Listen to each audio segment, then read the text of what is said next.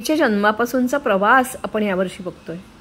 आत्तापर्यंत झालेली प्रगती ही निसर्गाकडून आपण बघत गेलो, शिकत गेलो, निरीक्षण करत गेलो, त्याच्यातूनच झाली असंही बघितलं। गेल्या वेळेला आपण पाण्याच्या खालचं जग बघितलं। आज आपल्याला उभयचर प्राणी म्हणजे जे पाण्यातही राहत होते दुसऱ्या टप्प्यात आणि जमिनीवर राहत होते ते बघायचे। हे सगळं सामान तुम्हाला दिलं जाईल। नेहमीप्रमाणे तुम्ही रंग आणि फेविकॉल घरून आणणार आहात।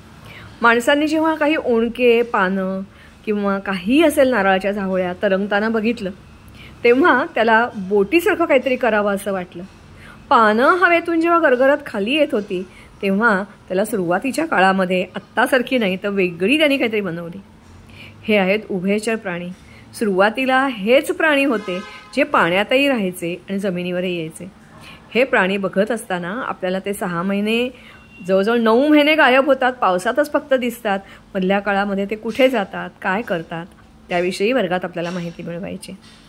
ही पृथ्वी आपल्याला शिकवत गेली आणि मग आपण स्नेल आणि बेडूक हे यावेळेला पहिली दुसरीची मुलं करतील। स्नेल करणं आणि बेडूक करणं अगदीच सोपं आहे आणि त्याच्यासाठी फक्त त्याला डोळे आणि काढलं तरच जिवंतपणा येईल। तिसरी चौथीची मुलं अर्थातच त्याच्यात पुढचा टप्पा म्हणजे त्यांच्या पानं किंवा पक्षी उडताना बघितले भिरभिरताना तेव्हा त्याला भिरभिरं आहे। हे विमान नाही आहे, टेक्नॉलॉजी टेक्नॉसॉव्ही असं काहीही नाही आहे। फक्त गंमत एवढीच आहे की हे वाऱ्याबरोबर खालतीही येतं आणि वरही जातं, खालतीवरती उडत राहतं। कागद हातच लागतो, दुसरा जाडही लागत नाही आणि पातळही लागत नाही। शेवटी हे असं भिरभिरं तयार होतं। त्याच्यानंतर अर्थातच आपल्याला बघायची आहे बोट। मात्र तुम्ही नेहमी करता तशी नाही, ही अशी बोट आपल्याला करायची। त्यासाठी आपण एक साधा स्क्वेअर पेपर घेतला, त्याची घडी घातली, काय केलं ते आपण वर्गात सांगू। पण ही बोट तीही दाखवायची, ही पण सुरुवातीच्या काळामधली आहे। त्याच्यामध्ये मग फ्लॅग दाखवायचा का, त्याच्यावर डिझाईन काढायचं का, हा सर्व तुमचा चॉईस राहील।